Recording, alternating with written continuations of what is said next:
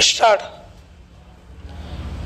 एक बार कुछ साधकों ने प्रश्न किया, मनुष्य कब सुख और कब दुख पाता है? सुख पाने का रास्ता क्या है?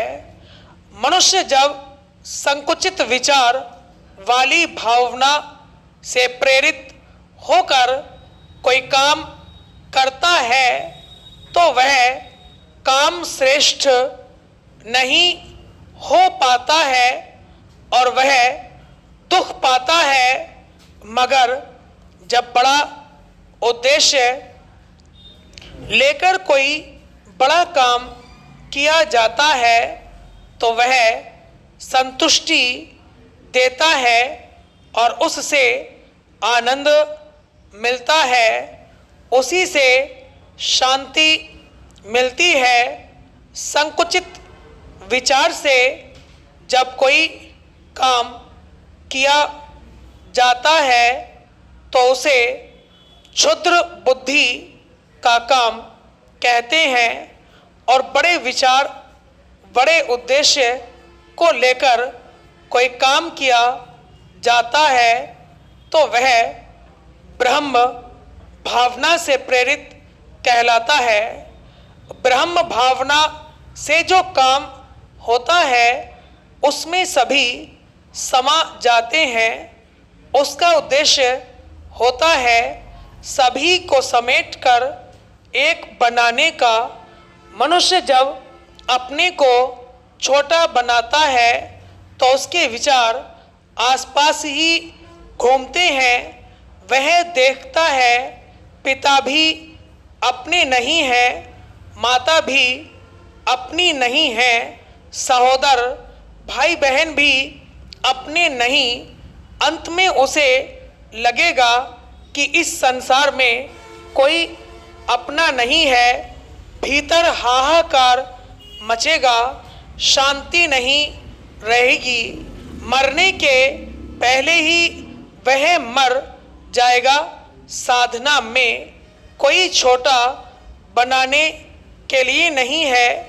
यह तो मैं को विस्तार देकर उसे अनंत कर देती है। साधना करने वाला जिधर देखेगा उधर ही उसे मैं नजर आएगा। सब में आत्मदर्शन सोच छोटी हुई नहीं कि सब कुछ पराया नजर आने लगेगा। यहीं से विखंडन शुरू हो जाएगा। एक बार किसी दफ्तर में कार्यरत चपरासी मेरे परिचित के पास आया। उन्होंने उसकी तरफ देखा नहीं और वह चपरासी करीब आधा घंटे तक उनके पास खड़ा रहा। उसके बाद उसने धीरे से कहा, बाबू यह चिट्ठी आपकी है। वह साहब चिल्लाकर बोले, जाओ चले जाओ, डिस्टर्ब मत करो। चपरासी कुछ नहीं बोला। कुछ दिनों बाद मेरे परिचित व्यक्ति को एक खास चिट्ठी किसी तक पहुंचानी थी। वह उस दफ्तर में इससे उस मेज तक घूमते रहे, लक्षित व्यक्ति तक पहुंच ही नहीं पा रहे थे।